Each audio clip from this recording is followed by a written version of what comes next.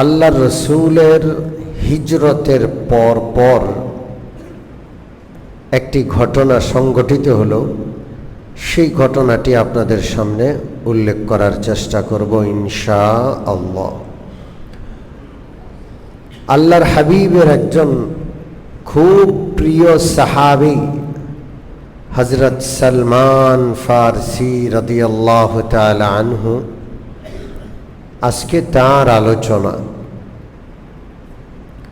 হযরত সালমান ফারসি আল্লাহ রসুলের একজন অলৌকিক সাহাবী। কোন কোন বর্ণনা মতে আল্লাহ রসুলের সাথে যখন তার সাক্ষাৎ হয় তখন তার বয়স 250 বৎসর, 250 বৎসর।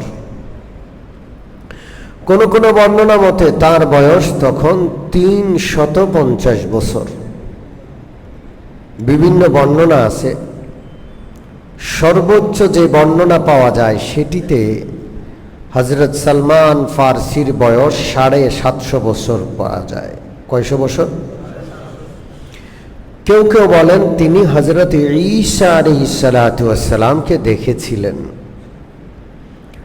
আর কোন কোন ইতিহাসবিদ বলেন হযরত ঈসা আলাইহিস সালাতু ওয়াস সালামকে তিনি পান নাই, কিন্তু হযরত ঈসার হাওয়ারিকে তিনি পেয়েছিলেন।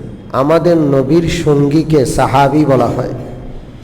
হযরত ঈসা আলাইহিস সালাতু ওয়াস সালামের সাথী সঙ্গীকে কোরআনের ভাষায় হাওয়ারি বলা হয়। কি বলা হয়?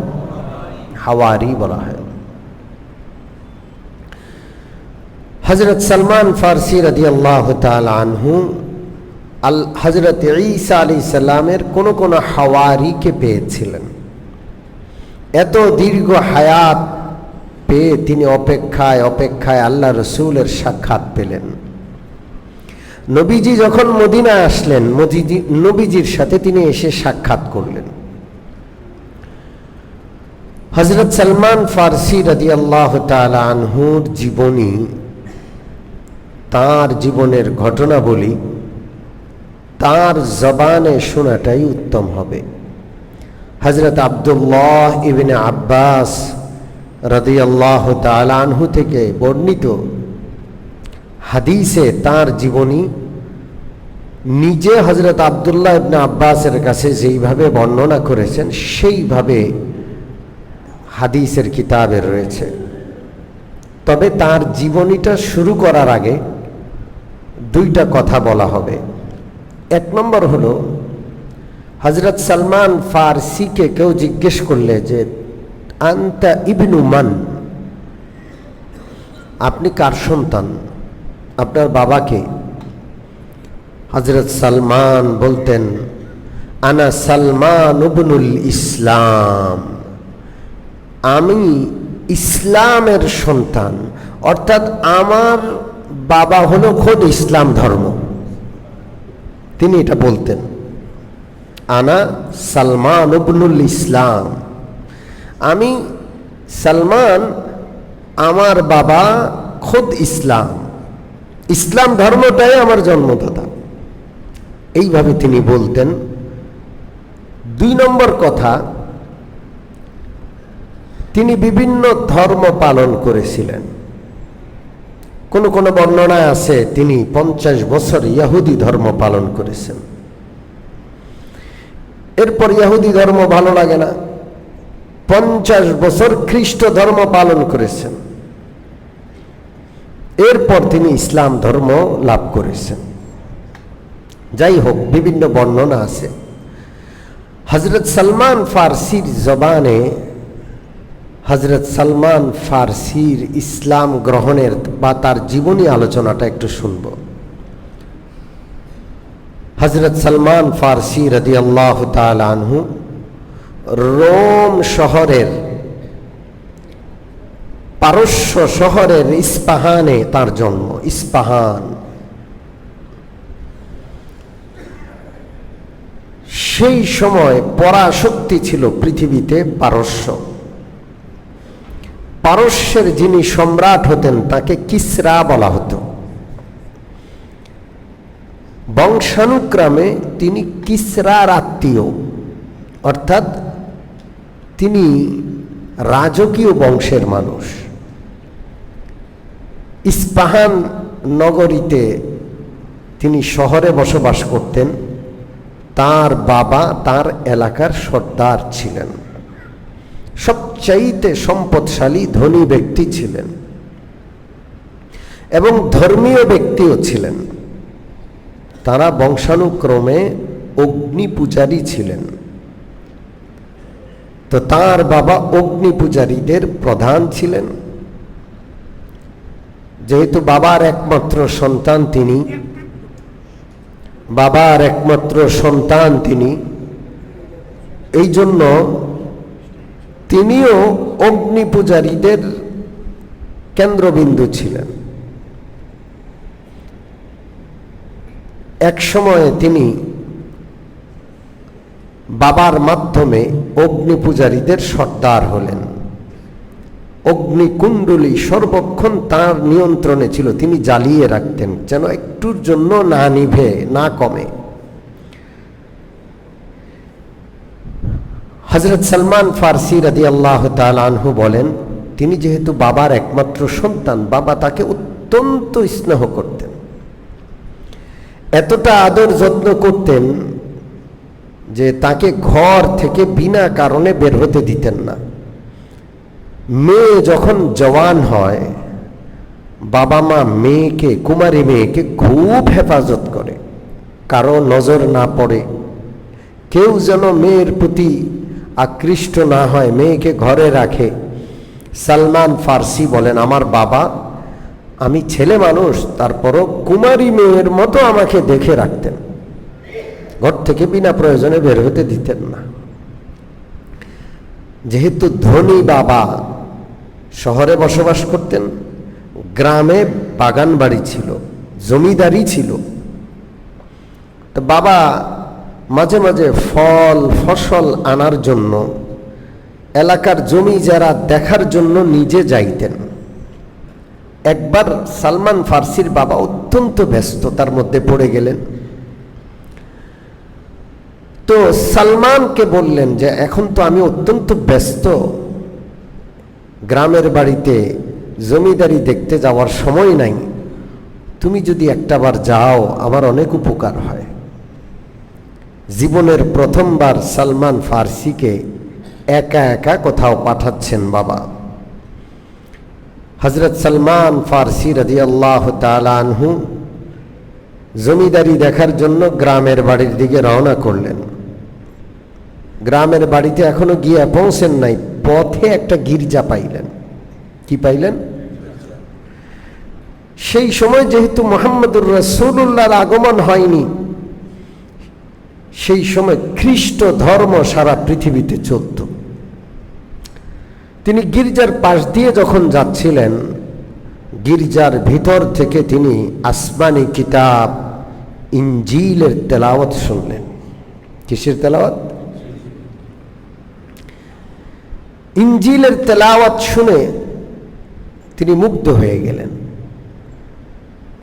গির্জার ভিতরে ঢুকলেন, ঢুকে দেখলেন পাদ্রীরা ইনজিল শরীফ তেলাওয়াত করছেন। তখন তিনি সেখানে ঢুকে তেলাওয়াত শুনলেন, তার মনটা বিগলিত হয়ে গেল। কিছুক্ষণ অপেক্ষা করার পর দেখলেন পাদ্রীরা সালাত আদায় করছে, নামাজ আদায় করছে। এটা দেখে, সালাত বা ইবাদতের এই প্যাটার্নটা দেখে তার খুব ভালো লাগলো, যে নিশ্চয়ই এই ধর্মটা আমাদের অগ্নি পূজারীদের ধর্মের চেয়ে অনেক ভালো। তিনি অন্য কোনো ধর্ম নিয়ে কখনো পড়াশোনা করা কিংবা অন্য কোনো ধর্ম দেখারও সুযোগ পান না, যেহেতু ঘরের ভিতরে ছিলেন, এবং নিজের অগ্নি পূজারীদের যে ধর্ম সেই ধর্মের ভিতরেই তিনি ছিলেন। অন্য কোনো ধর্ম পৃথিবীতে আছে বা থাকলে কেমন সেটা নিয়ে কোনোদিন ভাবারও সুযোগ পান নাই।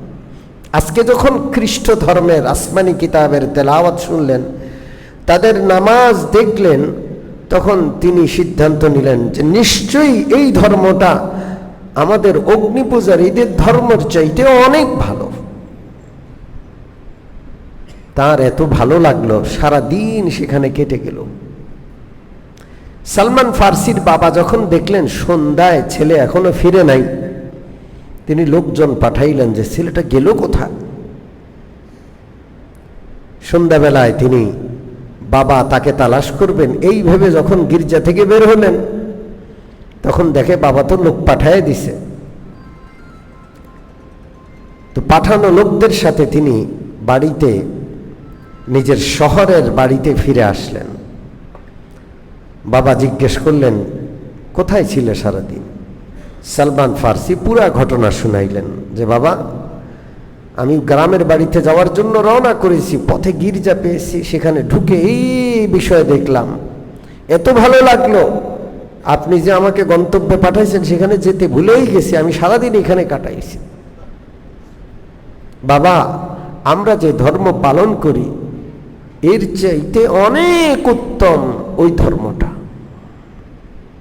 বাবা ভয় পেয়ে গেলেন যে সর্বনাশ, মাত্র একদিন সন্তানকে বাহিরে পাঠালাম আর এত বড় মুসিবত, সন্তান ধর্ম পরিবর্তন করার চিন্তা করছে।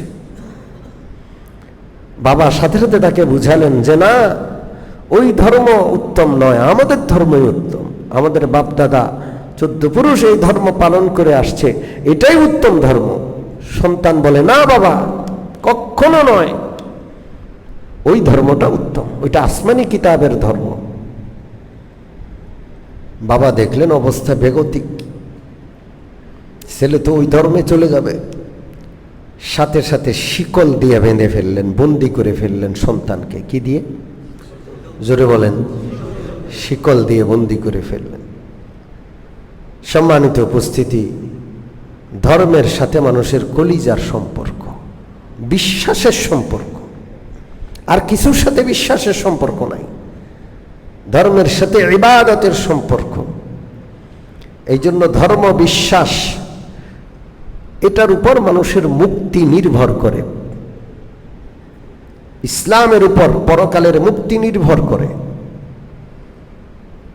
মনে রাখতে হবে, যার যার কাছে তার ধর্মের অনেক দাম, কিন্তু আল্লাহ তাআলার কাছে সঠিক ধর্ম একটা, নাম কি? ইসলাম। সেই সময় ইসলাম মুহাম্মদুর রাসূলুল্লাহর আগমনের পূর্বে, সেই সময় হযরত ঈসার ধর্মটা পৃথিবীব্যাপী গ্রহণযোগ্য ছিল। যাই হোক, গত একদিন আগের একটা খবর, একজন হিন্দু সম্ভবত 2016 সালে বা এরও আগে তিনি মুসলমান হয়েছেন। মুসলমান হওয়ার পরে তিনি মুসলমান মেয়েকে বিয়েও করেছেন, সন্তানাদিও আছে। তাকে আটক করে হিন্দুরা নির্যাতন করে মেরে ফেলেছে। একদিন আগের ঘটনা। মেরে তার লাশটাকে চিতায় আনছে পোড়ানোর জন্য। কোথায়? তার মুসলিম স্ত্রী চিতায় গিয়া কান্নাকাটি করতেছে যে আমার স্বামী মুসলমান, এবং এত এত বছর যাবৎ সে ইসলাম গ্রহণ করে, ইসলাম ধর্মে দীক্ষিত হয়ে আমাকে বিয়ে করে সংসার করে বাচ্চা কাচ্চা আছে, এই মুসলমান আমার স্বামীটা আজকে কয়েকদিন যাবৎ নিখোঁজ। এখন শুনি যে তাকে তার লাশ চিতায় তারে পোড়ানো হবে। সম্মানিত উপস্থিতি, এই অবস্থা বাংলাদেশের। একদিন আগের ঘটনা বললাম। কয়দিন আগের? একদিন আগের ঘটনা। আমরা মুসলমান, 90% এই দেশের নাগরিক মুসলমান, কিন্তু বড় আফসোস, আমাদের দেশে ইসলাম ধর্ম উপেক্ষিত। আমাদের দেশে ইসলাম ধর্ম উপেক্ষিত। আমাদের পাশের দেশে গিয়ে দেখেন, সারা দেশের মুসলমানদেরকে কোণঠাসা করে মুসলমানদেরকে নাগরিকত্ব থেকে বঞ্চিত করছে, মুসলমানদেরকে উচ্ছেদ করছে। 100 বৎসর যাবৎ যারা বয়সী তাদেরকেও নাগরিকত্ব কেড়ে নিচ্ছে। আফসোস, আল্লাহ আমাদেরকে কবে বুঝ দিবেন? মুসলমানদেরকে ঐক্যবদ্ধ হওয়ার আল্লাহ তৌফিক দান করেন। তো সালমান ফার্সির বাবা তার হাত পায়ে শিকল লাগিয়েছে। সালমান ফার্সি গোপনে সংবাদ পাঠাইলেন ওই গির্জায় যে তোমরা তোমাদের ধর্মের মূল কেন্দ্র কোথায়, আমাকে একটু খবর দাও। তারা খবর পাঠালো যে আমাদের এই খ্রিস্ট ধর্মের মূল কেন্দ্র হলো শাম দেশ। কোন দেশ? সালমান ফার্সি আবার খবর পাঠালেন যে তোমাদের কোনো কাফেলা যদি শাম দেশের উদ্দেশ্যে তৈরি হয় তো আমাকে একটু গোপনে খবর দিও। ওরা গোপনে খবর দিল যে একটা কাফেলা শাম দেশে যাচ্ছে। হযরত সালমান ফার্সি রাদিয়াল্লাহু তাআলা আনহু খুব গোপনে এক রাত্রে নিজের হাতের পায়ের সবগুলো শিকল খুলে তিনি পালিয়ে ওই কাফেলার সাথে মিলিত হলেন। আর নিজের বাপ দাদা ভিটে মাটি আত্মীয় স্বজন সব পিছনে ফেলে তিনি সত্য ধর্মের সন্ধানে শাম দেশে চলে গেলেন। কোথায় চলে গেলেন? শাম দেশের সবচেয়ে বড় গির্জায় গিয়ে তিনি উপস্থিত হলেন। গির্জায় গিয়ে জিজ্ঞেস করলেন তোমাদের এখানকার সবচেয়ে বড় পাদ্রীকে? সবাই দেখাই দিল ওই যে উনি বড় পাদ্রী। তিনি একেবারে সর্বোচ্চ পাদ্রীর কাছে গিয়ে তিনি হাত জোড় করে বললেন আমার এই পরিচয়, আমি সব ছেড়ে চলে আসছি, আমি রাজকীয় বংশের, শুধু সত্য ধর্মের অনুসন্ধান করার জন্য আমি আসছি।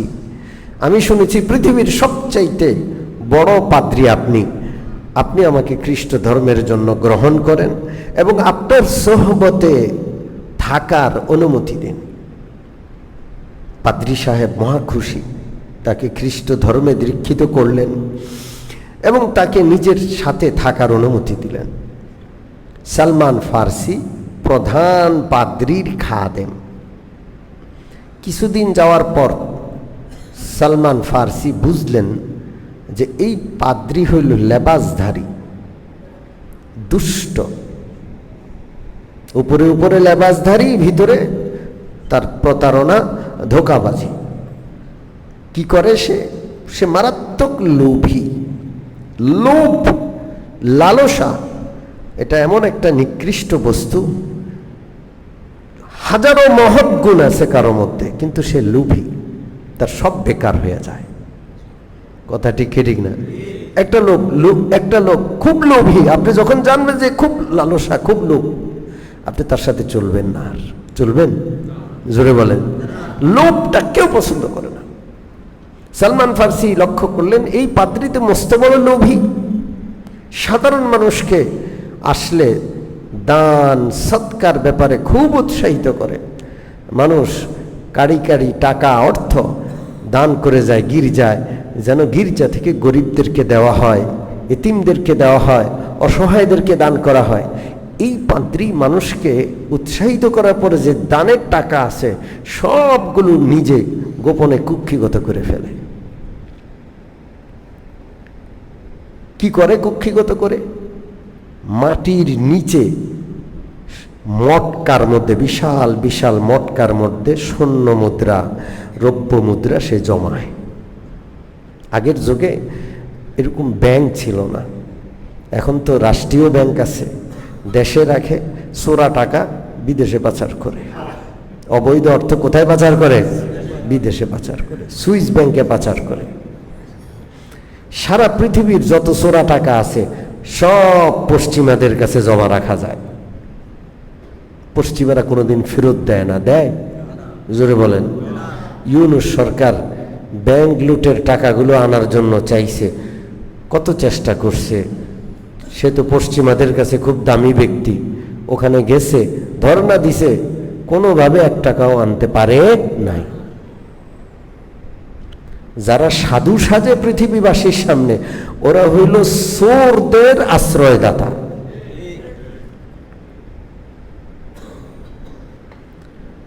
সালমান ফার্সি যখন দেখলেন যে এই লোকটা খুব লোভী, খুব কষ্ট পেলেন, যে হারে সব ছেড়ে বুঝে আমি লোভীর কাছে আইসা পড়লাম।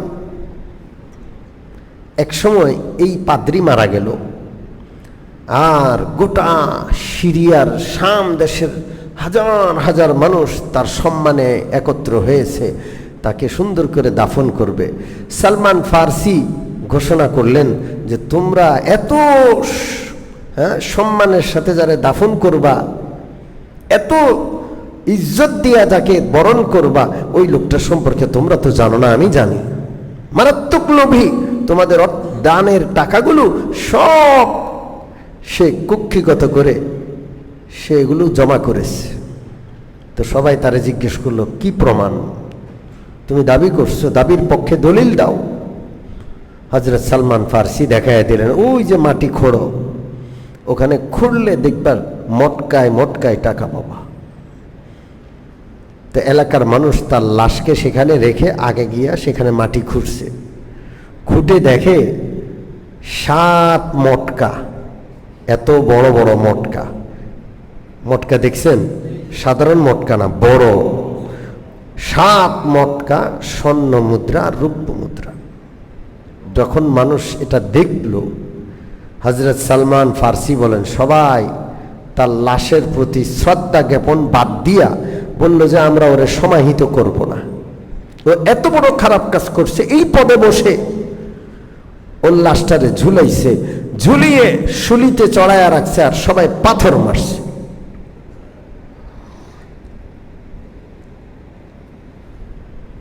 হযরত সালমান ফার্সি বলেন, এরপর আরেকজনকে পাদ্রী হিসাবে মনোনীত করা হলো। কিন্তু এই যে দ্বিতীয় পাদ্রী এখন মনোনীত হলো, উনি অত্যন্ত ভালো মানুষ, অত্যন্ত দুনিয়া বিমুখ, খুবই ভালো মানুষ। তার কাছে অনেক দিন ছিলাম, অনেক উপকৃত হলাম। এক সময় তার মৃত্যুর সময় কাছে গেল। আমি তার শিউরে বসে জিজ্ঞেস করলাম, আচ্ছা আপনি তো চলে যাচ্ছেন, আপনি জানেন আমি সত্য ধর্মের অনুসন্ধান করছি, আপনার পর আমি কোথায় যাব, কার কাছে যাব? তখন এই পাদ্রী বললেন, সারা পৃথিবীতে এখন সবচেয়ে বড় পাদ্রী আছে মাউসিল নামক শহরে। মাউসিলে তুমি যাও, সেখানে গেলে সবচেয়ে বড় পাদ্রী, খ্রিস্ট ধর্মের অভিজ্ঞ বড় আলেমকে পাবা। হযরত সালমান ফার্সি এই পাদ্রীর ইন্তেকালের পর সফর করে মাউসিলে গেলেন। অনেক দূরের আরেকটা দেশ মাউসিল, সেখানে গেলেন। সেখানে গিয়ে যে পাদ্রীর কথা বলা হয়েছে তার কাছে গিয়ে আবেদন করলেন, আমাকে আপনার পাশে থাকার সুযোগ দেন। পাদ্রী তাকে গ্রহণ করলেন। এই পাদ্রীর কাছে তিনি দীর্ঘদিন ছিলেন। এরপরে এই পাদ্রীরও মৃত্যুর সময় এসে যায়।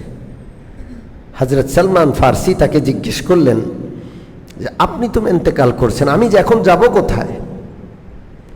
এই পাদ্রী মৃত্যুর সময় ওসিয়ত করলো যে তুমি এখন যাবা নসিবিন শহরে। কোন শহর? নসিবিন। সেই শহরে অমুক এক পাদ্রী আছে, তিনি এখন বিশ্বের সবচেয়ে বড় পাদ্রী। এই পাদ্রীর ইন্তেকাল হয়ে যায়। হযরত সালমান ফার্সি নসিবিন গেলেন। নসিবিনের পাদ্রীর কাছে গিয়ে তিনি আবেদন করলেন। তিনি সেখানে ছিলেন বহু বছর থাকার পরে এই পাদ্রীরও ইন্তেকালের সময় হয়। হযরত সালমান ফার্সি তাকে জিজ্ঞেস করলেন যে আপনি তো জানেন আমি সত্য ধর্মের অনুসন্ধানী, আমি কোথায় যাব আপনার পর? এই পাদ্রী মৃত্যুর সময় বললেন, তুমি এখন যাবা আম্মুরিয়া। আম্মুরিয়া আরেকটা দেশ। ওই এলাকায় গেলে একজন পাদ্রী পাবা, তিনি বর্তমানে সবচেয়ে বড় পাদ্রী। এই পাদ্রীর ইন্তেকালের পর হযরত সালমান ফার্সি সেখান থেকে আম্মুরিয়া গেলেন। আম্মুরিয়ার পাদ্রীর সোহবতে তিনি দীর্ঘদিন ছিলেন, অত্যন্ত ভালো মানুষ। আম্মুরিয়ার পাদ্রী সালমানকে অনেক কিছু দিতেন। তিনি কিছু গরু, ছাগল, ভেড়া, উট, দুম্বার মালিক হলেন। এই পাদ্রীরও মৃত্যুর সময় এসে গেল। হযরত সালমান ফার্সির হায়াত কত দীর্ঘ, খেয়াল করতেছেন আপনারা? হ্যাঁ, একজন একজন করে সব মরে যায়, সালমান ফার্সি একজনের কাছ থেকে আরেকজনের কাছে যায়। আমি বলছিলাম সর্বনিম্ন তার বয়স আল্লাহ রসুলের সাথে যখন সাক্ষাৎ হয়েছে, সর্বনিম্ন যেটার ব্যাপারে কারো কোনো দ্বিমত নাই, 250 বছর। সর্বনিম্ন কয়শো বছর? আর ঊর্ধ্বে 750 বছরের বর্ণনা আছে, 350, 550, 750 পর্যন্ত বর্ণনা আছে। সর্বনিম্ন যেটা সবাই একমত, সেটা হলো রাসূলুল্লাহর সাথে তার সাক্ষাতের সময় বয়স ছিল 250 বছর। আম্মুর ইয়ার পাদ্রিও হায়াত শেষ হয়ে গেল, সেও মৃত্যু শয্যায়। সালমান ফার্সি তার শিয়রে বসে জিজ্ঞেস করলেন যে এখন আমি কোথায় যাব? আম্মুর ইয়ার পাদ্রি বললেন, আমার জানা মতে এই পৃথিবীর জমিনে এখন খ্রিস্ট ধর্মের বিকৃতি, শতভাগ বিকৃতি ঘটে গেছে, সবাই বিকৃত করে ফেলছে, আর সঠিক খ্রিস্ট ধর্মটা এখন কোথাও পাবা না। তবে হ্যাঁ, এখন আমাদের ইনজিলের বর্ণনা অনুযায়ী ওই সময়টা খুব নিকটবর্তী, যেই সময়ে আখিরি নবী মুহাম্মদুর রাসূলুল্লাহ সাল্লাল্লাহু আলাইহি ওয়াসাল্লাম আল্লাহর পক্ষ থেকে চূড়ান্ত নবী হয়ে, আখিরি নবী হয়ে এই জমিনে আগমন করবেন। তুমি যদি পারো তাহলে আখিরি নবী যেখানে নিজের দেশ বানাবেন, যেখানে অবস্থান করবেন, যেখানে তার কবর হবে, যেখানে তার রাজত্ব হবে, সেই অঞ্চলে তুমি চলে যাও। ওই অঞ্চলটার নাম ইয়াসরিব। কি নাম?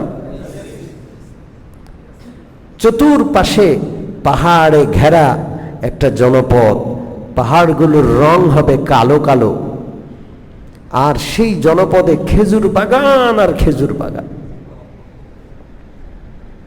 সেই ইয়াসরিব নগরীতে তুমি চলে যাও। আর শুনে রাখো, ওই আখিরি নবীর 3টা নিদর্শন তুমি পাবা। কয়টা? নবুয়তের নিদর্শন কয়টা? 3টা। তুমি যাকে তাকে পেলে নবী বলে মানবা না। এই 3টা নিদর্শন প্রমাণিত হলে তখন তিনি আখিরি নবী, এটা তুমি মানবা। 1 নম্বর নিদর্শন, তিনি সাদাকা যাকাত, সাদাকা তিনি গ্রহণ করবেন না। কি করবেন না? গ্রহণ করবেন না। 2 নম্বর, তিনি উপহার গ্রহণ করবেন। কি গ্রহণ করবেন? উপহার।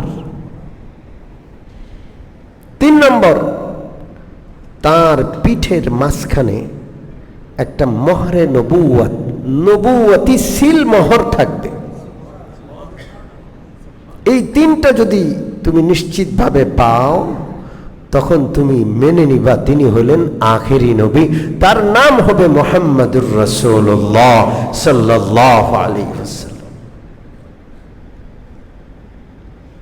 হযরত সালমান ফারসি রাদিয়াল্লাহু তাআলা আনহু এই আখিরি পাদ্রীর যে নসিহা, আখিরি নবী আসবে, আখিরি নবীর কাছে যাও, ওই এলাকায় যাও।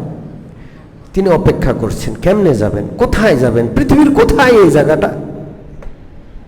এখন তো আমরা কোনো একটা জায়গার নাম লিখে মোবাইলে সার্চ দিলে পৃথিবীর যেখানেই হোক জায়গাটা চলে আসে। আশ্চর্য, গুগল ম্যাপে যদি আপনি সার্চ দেন, পৃথিবীর কোন জায়গায় সার্চ দেবেন, ওই জায়গাটা আপনাকে ধরে বসবে যে এখানে আছে। সেই সময় তো এমন ছিল না। এই পাদ্রীর ইন্তেকালের পর হযরত সালমান ফারসি দীর্ঘদিন আম্মুরিয়ায় রয়ে গেলেন। কোথায় যাবেন, সেই এলাকাটা কোথায়?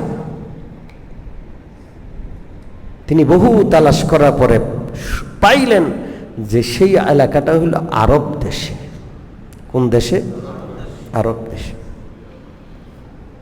তো তিনি আম্মুরিয়াতে অপেক্ষা করছেন যে আরবের উপকণ্ঠে কোনো কাফেলা যাবে, এমন কোনো কাফেলা পাওয়া যায় কিনা। কথা কি বুঝে আসছে? বিশ্বনবী আখিরি নবী মুহাম্মদুর রাসূলুল্লাহ সাল্লাল্লাহু আলাইহি ওয়াসাল্লামের খোঁজে তিনি কাফেলা তালাশ করতে লাগলেন। সেই যুগে সফর অনেক কঠিন ছিল, কোথাও একা একা সফর করা এটা অসম্ভব ছিল। মরুর বুকে একা সফর করতে গিয়ে রাস্তা চিনবে না, রাস্তা হারাবে। এরপরে মরুভূমিতে হারাইলে পানি নাই, খাবার নাই, মরে শুটকি হয়ে যাবে। এই জন্য বিজ্ঞ কাফেলার সাথে যেতে হবে। এবং ডাকাতেরও ভয়, ব্যবসায়িক কাফেলাগুলোর সাথে নিরাপত্তা রক্ষী থাকে। কি থাকে? কাফেলা একা চলে না, কাফেলার সাথে কাফেলার হেফাজতের জন্য কি থাকে? নিরাপত্তা রক্ষী থাকে। এই জন্য তিনি তালাশ করতেছিলেন যে কোন কাফেলা আরবে যাবে। বহু তালাশ করার পরে, বহুদিন পরে আরবের একটা কাফেলা পেলেন। কি পাইলেন? একটা কাফেলা পেলেন। কাফেলার সাথে তিনি কথা বললেন যে আমি আপনাদের সাথে যেতে চাই। ওরা বলল, আমাদের কাফেলা যেতে চাইলে তো অর্থ লাগবে। আরবের লোকগুলো জাহিলি যুগের মানুষ, সারা পৃথিবীর মানুষের অধঃপতন হয়েছে, আরবের লোকগুলোরও অধঃপতন মারাত্মক। তুমি কি দিবা? তুমি আমাদের সাথে যাবা, কি লাগবে? তোমার কি আছে বলো। বলে যে আমি তো কিছু গরু আছে, ছাগল আছে, কিছু ভেড়া আছে, দুম্বা আছে। সব যদি দাও, সবগুলো দিয়ে দিতে হবে, তাহলে আমাদের কাফেলার সঙ্গী হইতে পারবা। বিশ্বনবীকে তালাশ করার জন্য সারা জীবনের অর্জিত সমস্ত সম্পদ হযরত সালমান ফারসি এই কাফেলার হাতে তুলে দিলেন। সব নিয়ে যাও, আমাকে একটু আরবের ভূমিতে পৌঁছে দাও। কিন্তু এই কাফেলার লোকেরা ছিল দুষ্ট, মরুর ডাকাত। এই কাফেলা হযরত সালমানকে সাথে নিয়ে তার সমস্ত সম্পদগুলো বুঝে নেওয়ার পর মাঝ পথে কোনো এক জায়গায় এসে তার হাত পাও বেঁধে ফেলল। কি করে ফেলল? হাত পাও মজবুত দড়ি দিয়ে বাঁধলো, বেঁধে তারে বাজারে উঠাইল যে আমাদের গোলাম, আমাদের দাস, আমরা তারে বিক্রি করব। বাজারে হযরত সালমানকে গোলাম বানিয়ে, দাস বানিয়ে বিক্রি করে দিল। আহারে! বিশ্বনবী মুহাম্মদুর রাসূলুল্লাহ সাল্লাল্লাহু আলাইহি ওয়াসাল্লামকে তালাশ করতে গিয়ে সালমান ফারসি কত দুয়ারে, কত ঘাটে গেলেন, আর আখের এখন সমস্ত সম্পদ হারায়া নিজে যে একজন মুক্ত মানব, সেই সত্য হারালেন। নিজে এখন দাসে পরিণত হলেন, নিজেকে বাজারে বিক্রি করে দেওয়া হলো। এক ইহুদি তাকে খরিদ করলো। কে? জোরে বলেন। এক ইহুদি খুব নির্যাতন করত। এক ইহুদি খরিদ করলো, সে আবার বিক্রি করলো। এইভাবে কমপক্ষে 10 মালিক এর হাতে, এক হাত থেকে আরেক হাত, এক হাত থেকে আরেক হাত, কমপক্ষে 10 মালিকের হাত তিনি অতিক্রম করলেন। সর্বশেষ যার কাছে গিয়ে পৌঁছলেন, আল্লাহর কি হিকমত, মানুষ যখন অন্তর থেকে কোনো জিনিস চায় সেটা কিন্তু আল্লাহর কাছে চলে যায়। কারণ অন্তরের মালিককে, অন্তরের মধ্যে চাহিদা কে দান করেন? ইয়াবামুরা ইয়াবনায়াবাম জুস্তাজুই মিকুনাম, ইয়াবামুরা ইয়ানায়াবাম জুস্তাজুই মিকুনাম, হাসলা ইয়াদিয়ানায়াদ আরজুয়ে মিকুনাম। আমার জান যাবে, যাক, আমার গন্তব্যে আমি পৌঁছার চেষ্টা করেই যাব।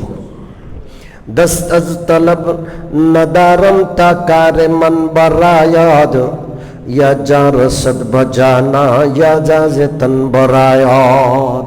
আমার গন্তব্যে আমি পৌঁছবো, পৌঁছার চেষ্টা করেই যাব।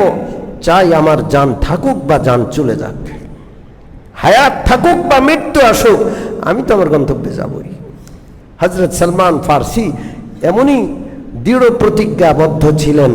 এই জন্য দেখা গেল এক হাত বদল হতে হতে সর্বশেষ যে মালিক তাকে খরিদ করলেন, আল্লাহর কি হিকমত, সে মদিনায় বনু কুরাইজার একজন লোক ছিল। হযরত সালমান ফারসিকে মদিনায় নিয়ে গেল, মালিকে কিনে কোথায় নিয়ে গেল? জোরে বলেন। মদিনায় নিয়ে গেল। এলাকাটা দেখে তার যেন মনে হচ্ছে যে এই এলাকাটাতেই তিনি এই এলাকার কথাই আমরিয়া থেকে ওই পাদ্রী বলেছেন এবং এইটার সন্ধানেই তিনি আছেন। মদিনায় এসে উপনীত হলেন। তখনও মুহাম্মদুর রাসূলুল্লাহ সাল্লাল্লাহু আলাইহি সাল্লাম মদিনায় হিজরত করেন নাই। তিনি জানেন না নবী আসছেন কিনা, দুনিয়াতে নবীর আগমন হয়েছে কিনা, আরো কত বছর বাকি আছে, কোনো খবর তিনি রাখেন না। তিনি তো একজন দাস, সারাদিন মালিকের পরিশ্রম করা লাগে, হাড় ভাঙা খাটুনি খাটা লাগে, বাগানো কাজ করা লাগে, দুনিয়ার খবর তার কই। আর সেই যুগ তো পাথরের যুগ ছিল, এখনকার মতো ইন্টারনেটের যুগ ছিল না। তিনি মদিনায় মুহাম্মদুর রাসূলুল্লাহ সাল্লাল্লাহু আলাইহি সাল্লামের অপেক্ষায় আছেন। সম্মানিত উপস্থিতি, এরপরে রাসূলুল্লাহর মদিনায় আগমন হলো এবং সালমান ফারসি কিভাবে সংবাদ পেলেন এবং নবীর সাথে কোথায় গিয়া কিভাবে সাক্ষাৎ করলেন এবং এক এক করে নবীজি সাল্লাল্লাহু আলাইহি সাল্লামের পরীক্ষা নিয়ে তিনি দেখলেন যে তিনি সত্য নবী কিনা। কয়টা আলামত ছিল মনে আছে? ইনশাআল্লাহ সেই সংবাদ, সেই আলোচনা, সেই ঘটনা ইনশাআল্লাহ আগামী সিরাত মাহফিলে বলা হবে। সে পর্যন্ত আল্লাহ তাআলা আমাদেরকে হেফাজতে রাখেন, আল্লাহ তাআলা আমাদেরকে সেই পর্যন্ত নেক হায়াত দান করেন। আমিন। ওয়া আখিরু দাওয়ানা আনিল হামদুলিল্লাহি রাব্বিল আলামিন।